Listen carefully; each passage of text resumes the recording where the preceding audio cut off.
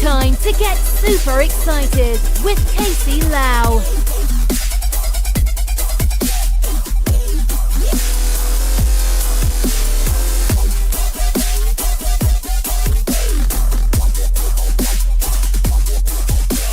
Hi, my name is Casey Lau, and I'm super excited about my next guest, Yaling Jiang, who is the writer of Following the Yuan, a Substack covering all things cool that are happening in China right now. Yaling, how are you doing? I'm good. How are you, Casey? I'm amazing. Thank you for being here.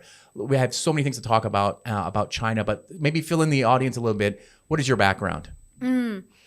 I actually have a background in translation and also journalism. I pivoted to journalism about 5 years ago because I'm super curious about the world and I want to ask questions.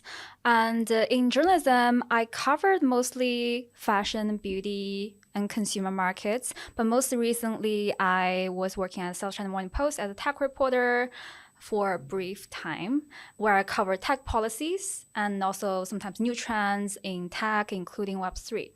And so Web3 is the hot new thing. And so I guess this is something that you're very interested in. Yes. Yeah. Okay. So we're in Hong Kong right now. You're normally based in Shanghai. There's a little bit of a story about that I wanted to tell the audience. So I met you because you had just spent the entire pandemic in New York. And then you wanted to come back to China and you can't come back until the doors open. And when they did, you came to Hong Kong and then you wanted to walk across the border. Is that the whole story? That is, I guess that's kind of half true but yeah, I was previously in New York for journalism school in 2018. I think I was there until pandemic. Then I moved back briefly. I wanted to, it was supposed to be a long holiday for me. I was trying to get my talent visa done, but I was stuck in Shanghai in 2020. So I left everything in New York still, my bike, my storage, everything, until I went back at the end of last year before the border opened up. So when I met you, which is last November, which is this January, actually, I didn't know that the border is opening up. I was just kind of guessing the dates, but I thought I was going to make a stop in Hong Kong to see some reporter friends. And then I met you, and I know that the border is going to be open in a week. So I just stayed in Hong Kong for an extra week for that. That's great. Yeah. But then you didn't just fly from Hong Kong. You went across the border to Shenzhen and took a plane from there. Yes, that's what I did. That's a pretty, I think that'd be a pretty emotional thing. For even when I landed back in Hong Kong in December last year, it was quite an emotional thing to be back in the city like a couple years later, right? It's just so crazy. Okay, so you're in town because there is a big Web3 conference happening in Hong Kong, and it does have a lot of mainland China participants. And let's talk about that for a minute. I always refer to it as mainland China. We're in Hong Kong. How do you refer to China? It's mainland for me. I self-identify as a mainlander. Yeah, I do. I think most of the people I've met or like rub shoulders with this conference speak Mandarin. And like a local friend of mine actually made a note that he could only hear Mandarin and English spoken at the event, not Cantonese, which is also interesting. Are they like surprised by that too? I think he is a bit surprised, but he's also like worked in Shanghai for a long time, so he gets the idea. I think that it was not very well promoted locally. A lot of my friends like you would text me and say, "Are you going to go to this festival?" And I was like, "What festival?" Right? And I'm here. So I feel like they didn't really promote it. Then I saw the website, the landing page is all in Mandarin Simplified Chinese. So I'm thinking they're really, and also the speakers are all from China, right? There's not a lot of access to say some of the bigger protocols globally. At this conference time, NFT NYC is happening, ETH Tokyo is happening. So there's a lot of stuff going on this week. But I feel like they decided to put on this conference independently without, you working with the Hong Kong more community and just kind of bring the people they wanted to in the city to participate. So what I want to know is, I've been to the show. It's huge though. It's massive. It's like everyone's saying everybody from China that's in Web3 is in Hong Kong this week. It's incredible. What are some of your thoughts that you see when you're walking around the show floor? I was actually a bit disappointed. Oh, okay. Because like you said, it was promoted on such a big scale on the mainland. When I say promoted, I didn't see any physical posters, Okay. but because everyone on the mainland gets their information through WeChat groups and WeChat accounts, so that's where I learned. I think everyone in my Web3 related WeChat accounts is talking about this Web3 festival. They're talking about their Hong Kong plans. They're already planning, like they're doing event posters telling people where to go. Oh. So that's why I had a lot of expectation for the event, but I think I was to say, like, it's a little disappointed when I got to the convention center for the first day because there was only a tiny poster on the main floor, and people need to get up to like the 5th level or something. Right. And the noise control isn't great. People can hear everything in the same room. Yeah. But then again, a small disclosure here, I got a free media pass, so I didn't pay. But again, I think there was so much enthusiasm from the mainland companies, and I guess also a lot of government officials, because they want to learn what Web3 is all about, and I think there are only a few companies they can talk to on the mainland that are doing like metaverse, Web3 adjacent stuff. But here in Hong Kong, they can kind of get the real sense of what Web3 is all about. I think that's the main point a lot of people need to understand, right? It's that in mainland, you cannot do crypto companies, businesses. You cannot do, I don't know if you can do Web3.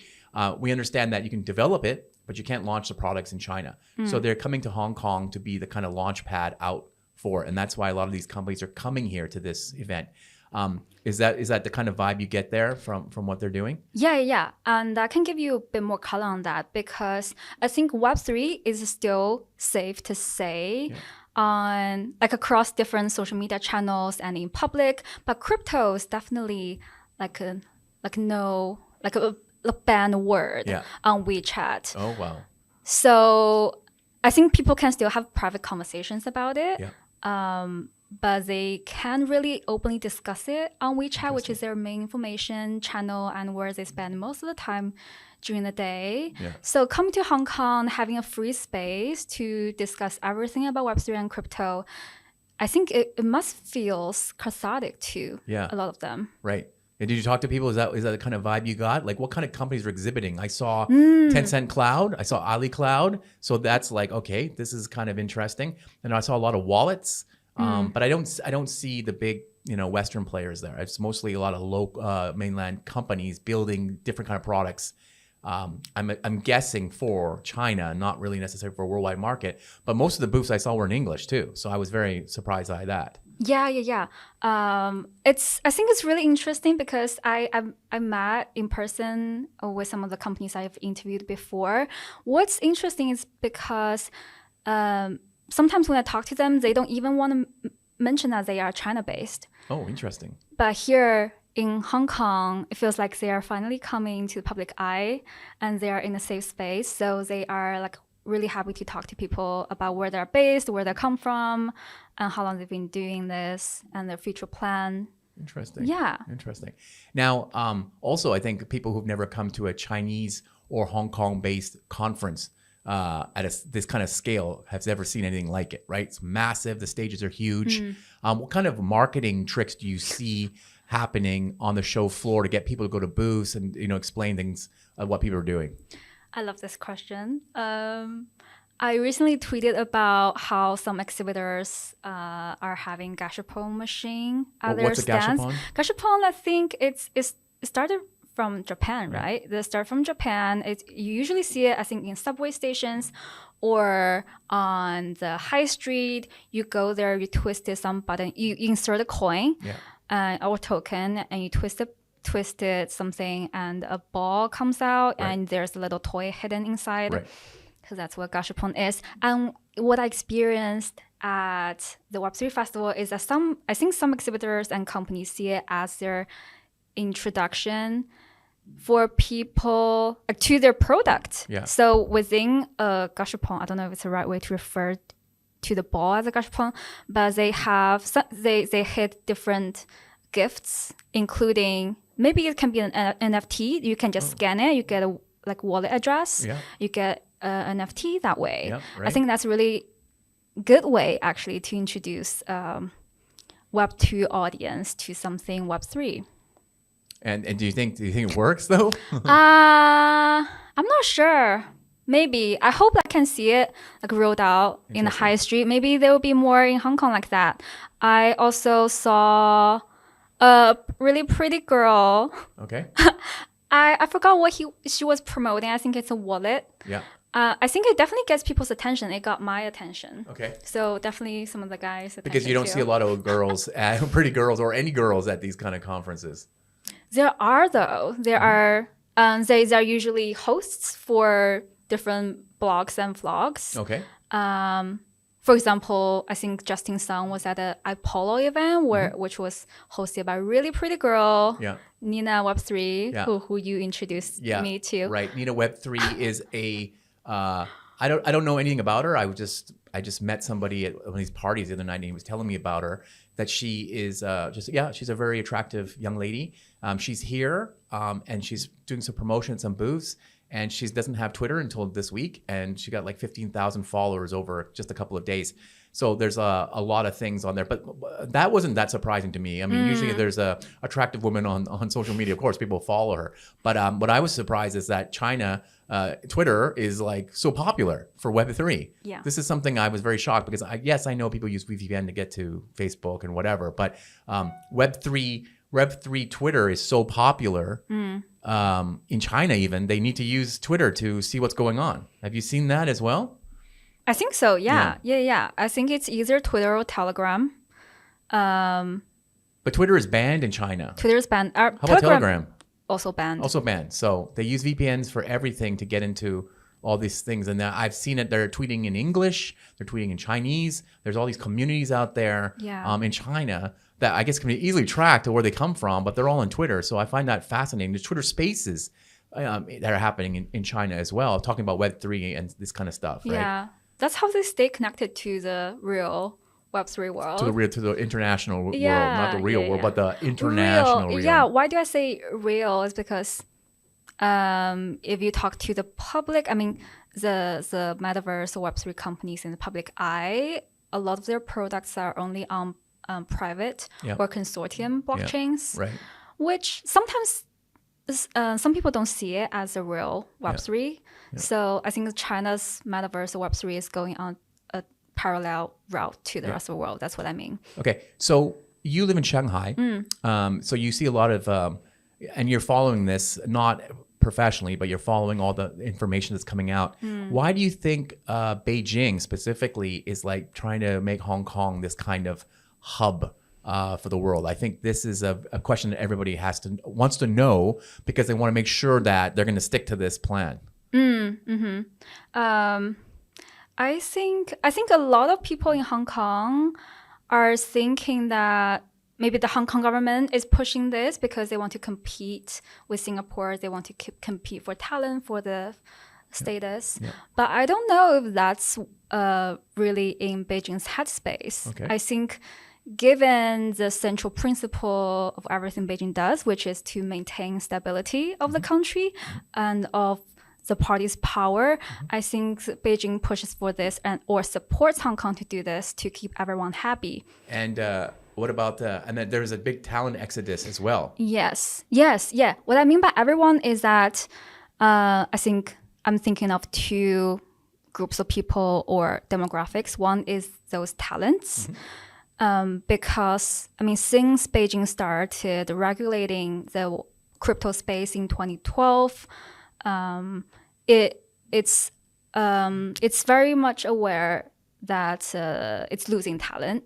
It's losing talent in finance and in tech. It's losing a lot of tax money.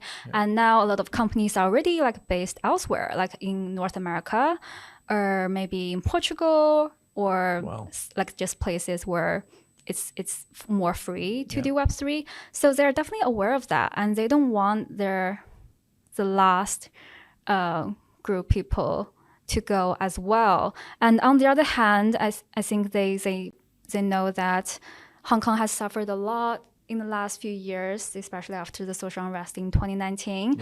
They noticed that Hong Kong is losing its steam too as a financial center and in terms of talent. So they want to keep Hong Kong happy as well. So I think they're now doing this experiment Yeah. in a controlled manner. Okay. They see Hong Kong as a testing ground, maybe to see whether this very ambitious push can give them some like tangible ROI. Also, let's talk a little bit about the talent in China, right? I've seen this in the States as well, that a lot of the Web 2 talent are now moving into Web 3. Do you see the same thing in mainland China? Yeah, for sure, for sure. I'm actually going to publish a piece on my newsletter about this maybe in a couple of weeks. Basically, I think this is a trend that people have noticed in the last 2 years. I think especially with investors, if you talk to investors, they would know that a lot of founders they're in conversations with come from Web 2 background. I think there are multiple reasons for this, but the biggest reason is maybe some of these Web 2 talents, they've witnessed the rise of Web 2 in China. They see how much financial gain they can get when they're in the industry or sector that's on the rise. Yeah. So they don't want to miss out on Web 3. Okay, so it's mostly a financial gain thing. I think so. Same in the States, not a big difference. But the Web 3 in the States, in North America, it's kind of going down. But coming to Hong Kong, I haven't been to mainland since I got back, but Hong Kong seems like Web3 hub crazy. Like I go to the MTR and I see ads for the sandbox, okay? Which I've never seen a sandbox. Like you were saying, everything's done on WeChat. You don't see any physical posters. Here, there are ads of big corporations saying that they're in the metaverse. They're doing Web3. They're selling NFTs even. Maybe they're more like collectibles than they are like trading things to trade. I find that quite fascinating. But how about in mainland? Do you see any ads or anything like about this kind of stuff that's not crypto related, but are like maybe metaverse or blockchain games are going to be big as well? There's a lot being produced here. Yeah, there's really no room to have this kind of promotion on the mainland. I think the digital collectibles people talk about or that's legal to promote on social media are based on either private or consortium blockchain. Okay. And and the central government is pushing for its own marketplace. Sure. It's launched something that's, if you go on the site, it will say that it's under maintenance. Yeah. But after, I think they asked Tencent to sunset its digital collectible platform, which is called Huanhe last summer. Yep. And now they're pushing for the like central marketplace. For all of China. For all of China, they're looking for partners. I don't know if the market likes it. Okay. But in terms of promotion, I think Beijing is very careful with companies using this word because they maybe see the mass audience as uneducated and not able to protect themselves. So the government basically wants to be a fatherly figure. They are giving public companies notices to ask them to basically to delete those marketing language. If they mention like metaverse, I mean, when it was still hot, and they're going to give them a warning. And right now it's ChatGPT and AI. So some companies are also being warned not to tell investors, they have this kind of service where they don't. Let's talk a little bit about your Substack, okay? Following Yuan. When did you start doing it? Why did you start to do this? And what is the theme of it? The theme of it, well, I do have, I guess, two answers as to why I do this. The real reason, I think the real trigger is that I was applying for a job at a major news agency as a China consumer correspondent, and they didn't hire me. So I'm like, damn, I want to maybe I'll do this on my own, because I really like telling human-centered business stories. But at the same time, I also see a market and information gap when it comes to like understanding the business world, the Chinese business world, through its people's eyes. Okay. So now I want to talk a little bit about some of the stories you post, because I think them very, very fascinating. And it's a great insight in English as to what's happening in the consumer market in China. Because, before 2019, I was reading a lot of this stuff as well and just keeping up to date. But then it kind of, during the pandemic, there's other things to read about. So I'm not really following it. So now looking at it again, it's like totally changed, right? A lot of the brands that are popular are no longer popular, and the whole landscape's changed. So I want to talk a little about a few things. But first thing I want to talk about is the you have a piece about the weather balloon, the Chinese balloon that attacked America.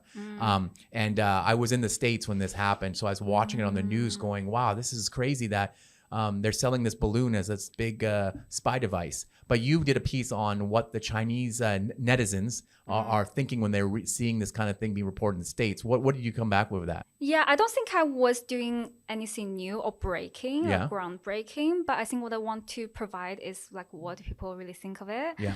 Because when you read the news headlines, like from the likes of Wall Street Journal, Washington Post, you're only gonna get the official statement. You don't see like how people really think, and also because of the language barrier, different apps they're using. Right.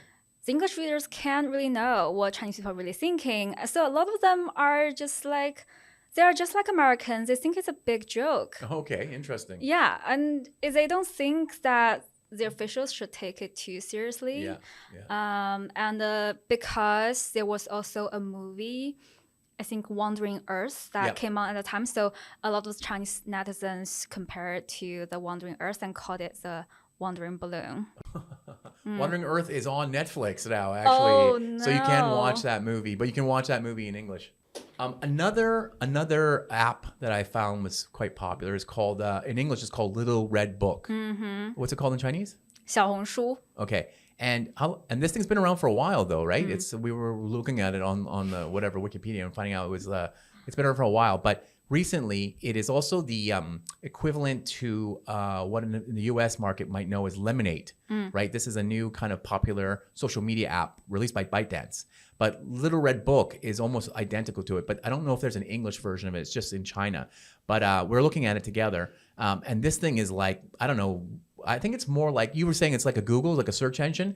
I feel like it's more like a Tumblr with a Pinterest put together about specific things. And so when people look for stuff now in China, they don't go to Baidu or something. They use this app.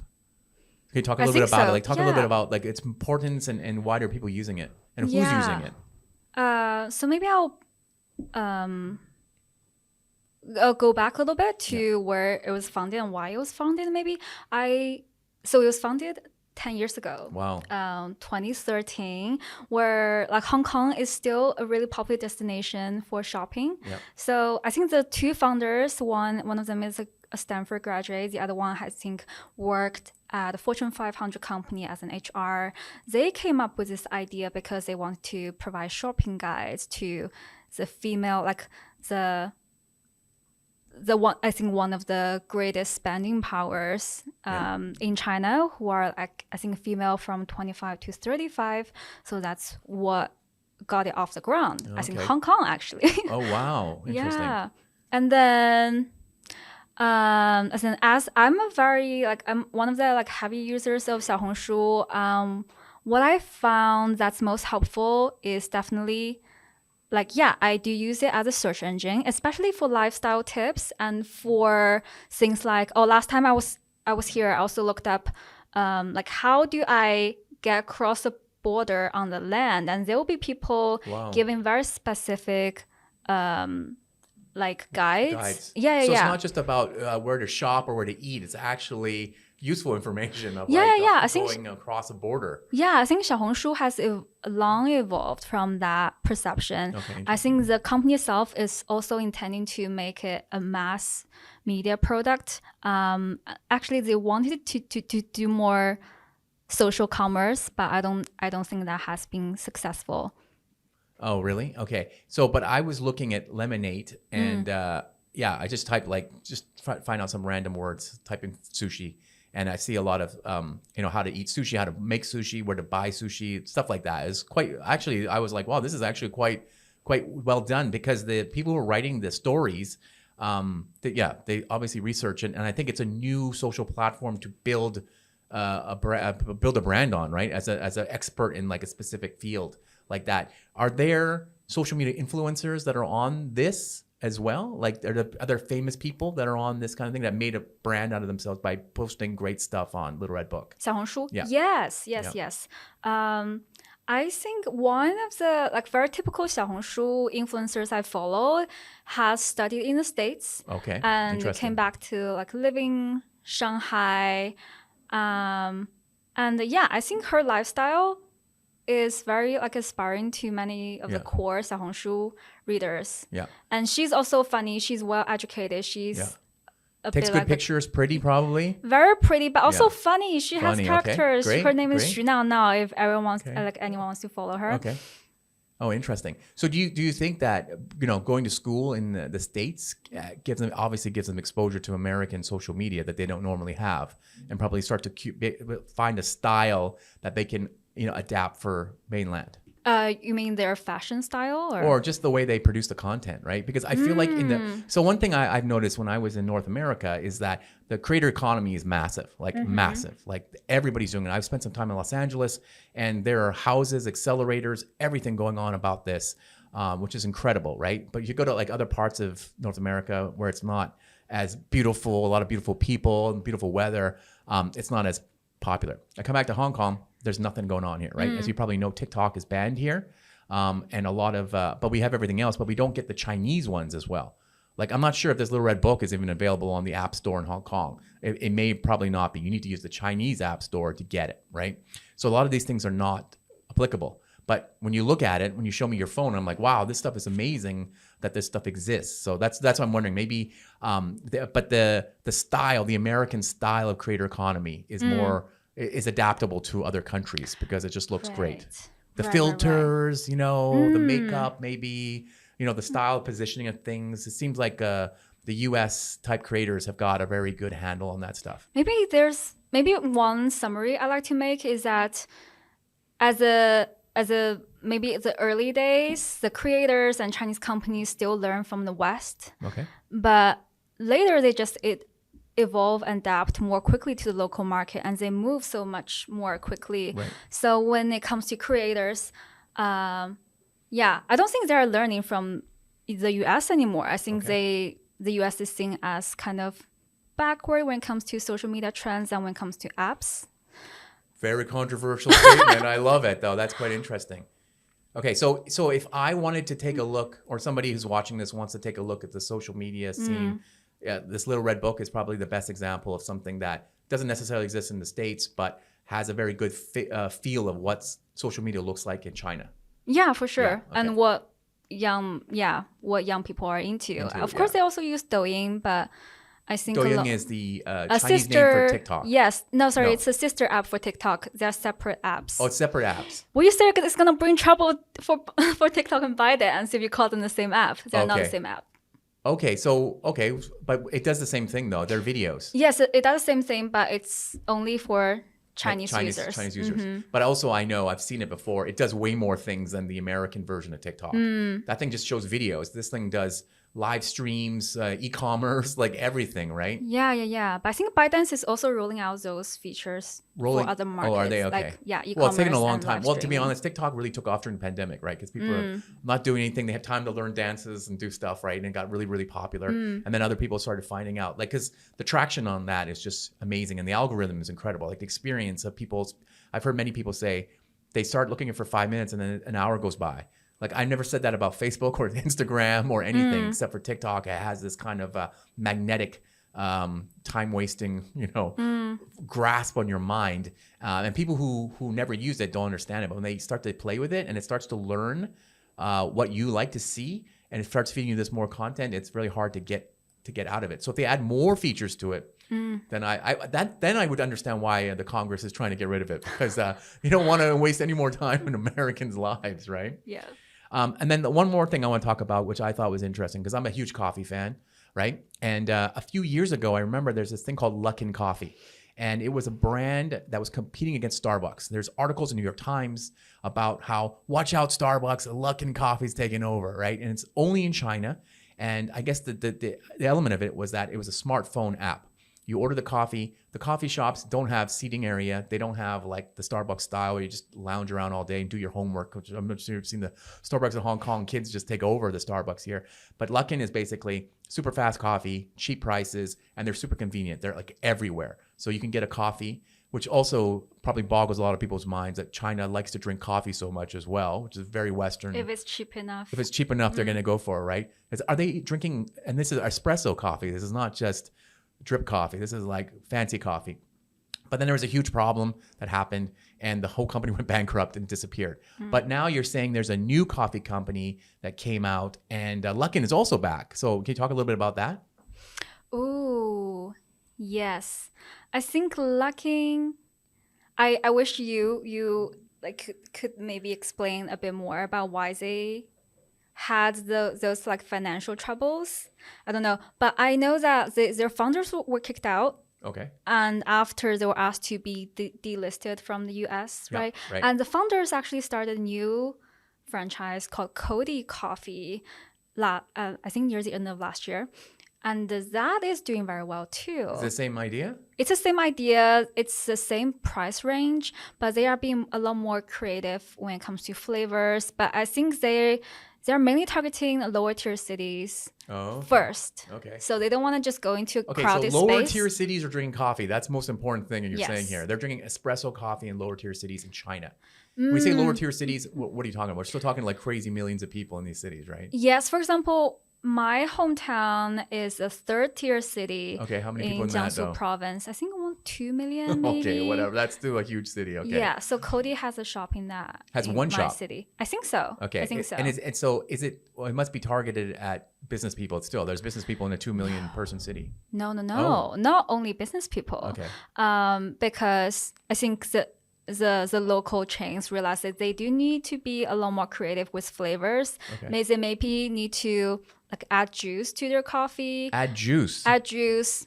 Yeah, just make it Italian weird. people are just like or make it not pretty. liking this. Yeah, or make it pretty. Make it pretty. Make it social media ready so people can go to take Okay. pictures and promote the Interesting. message for them. So yeah, what I was saying, Lucky is also doing very well. So they got new leaders. They Yeah, yeah, yeah. refinanced, and the brand is still not tainted in China. I don't think Chinese people care. I guess. Also, 5 years in Sadly. China, like maybe 20 years anywhere else, right? Yeah. In terms of memory of news events. Yeah, a small example of how little Chinese people care that Alexander Yuan, who like the U.S. fashion designer Yeah, yeah. that got into, I think, sexual harassment allegations, Yeah. is still very popular in China. Yeah. Yeah. I think he now sees the China market as the main Wow. growth engine, Wow. but he's got such a bad rap in the English-speaking world. How is Kanye West taken in China? Oh. Are they still buying Yeezys? Of course, Okay. knockoffs maybe. No. You see, Well, you can't see buy Yeezys Adidas. I everywhere. think Adidas stopped selling them, right? But Oh yeah. But I mean, people in mainland are not watching the news like in the States, right? They Mm. like Kanye West, and they're still buying his shoes if they can find them, and Yeah. they're buying knockoffs. Wow, Knockoffs. crazy, Yeah. amazing. So okay, so those are the things I saw on your blog in the past. What are you looking at in the future? What are you seeing when you're Mm. walking around Shanghai now? I mean, I know it's come back to life. I know Shanghai had super big issues during the pandemic, but has it popped back to life? Like, I mean, Hong Kong seems pretty back to normal. I'd say it was maybe 75% back to normal. I still think there's 25% to go in terms of more flights coming in that are more affordable, hotels, Airbnbs, all this stuff back to normal. So I think there's still a bit of growth left to do. And I know definitely like exports and stuff are down. So that business side of it, the stuff you don't see, is down. But how about Shanghai? Like, do you think it's popped back to normal 100%, or is it half? What do you think? I'm not following the numbers closely. Neither am I. I'm just like walking in Right. the streets of Hong Kong, and at lunchtime, it is swarmed out here. Like it feels like crazier than before 2019 here. Oh, I actually looked into the numbers a little bit. Okay. Because I was recently writing about the nightlife business Okay, in yeah. Shanghai. I looked Okay. into the retail sales in Shanghai. They don't Yeah. really have any metrics for nightlife, but I think F&B and the nightlife venues are still struggling Okay. for a bit because it hasn't been long True, after true. the reopening, and people are still getting sick either from COVID or from influenza. Okay. And I think one major factor in this is also the economic downturn. Yeah. Like after general, the yeah. pandemic, after like cutting down costs, they're Right. now used to this lifestyle, which makes Luckin and Cody so popular because they don't want to spend makes that sense. 30 kwai, for example, which is set by Starbucks maybe two decades ago. They are now, for example, I'm in Shanghai. I won't be happy to spend more than 15 kwai for an Americano. That's like $2. Yeah. You know how much an Americano costs in San Francisco? Like $6. plus tip. So it's very expensive. So that sounds like a good deal. Yeah. When it comes to bouncing back, I think people still have the PTSD in their mind because last year around this time is when the lockdown started happening, where like people in Shanghai were like locked down in their homes for 2 months, and then it happened across China in different cities. So I think people are still have that fresh memory, the fresh wounds. Also, these days, iPhones keep reminding us of what happened like a year ago. Photo from last year, you were on the sofa crying. Yeah, okay, that's nice. Thanks. So it's gonna take them some time to relax and to be willing to spend again. Okay, that's good to know. That's good. Because just as you know, this week, I don't know about you, but it feels like everything's back to normal. Even the mainland people who are here for the conference are just like, they're all like having a great time, laughing, eating, drinking. Everybody seems like, I don't know what cities they're from, but they just seem to be, it just seems to be so like nothing happened actually in a way. That's how I feel it. But Shanghai definitely had a lot more, I think, to deal with in a lot of other parts of China, right? Do you see a lot of, have Western people completely left the city? I don't see many Westerners. But because there were a lot of Western people there when I was there last. Yeah, when was that? Well, 2019, yeah. Right, so I feel like that, and to be honest, in Hong Kong too, you see a lot of Western people left as well. Yeah, I think definitely a lot of them left during the pandemic. I think it makes sense because maybe if they don't have their own business in China, they're basically on the mainland to make money and have fun. And when all that was gone during the pandemic, why would they stay? Of course, they were left. But of course, there are also people left for logistic reasons, maybe for visa reasons. Right. I'm still like paying for a friend's storage who left Shanghai for the UK, and he's still there. Yeah, it's like the same thing. And he can't get back to China, in New York right? City. No. Okay. Not yet. But he's still paying. That's what I think. I think it's hard to get back in right now. I think the government or whoever is approving visas is doing it very slowly, so that people come back in slowly. Because I think, like you said, people are still PTSD about it. So don't let all these crazy Western people come running around in here either. Let's just let the country come back to normal maybe in 6-12 months, right? I think that's the feeling I get. But there's business to be done.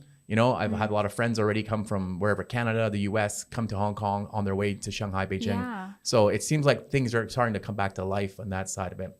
So that's great. Thanks a lot. This has been a great conversation. I like to learn more about what you're doing, what China's doing. But my last question for you is, what are you most super excited about?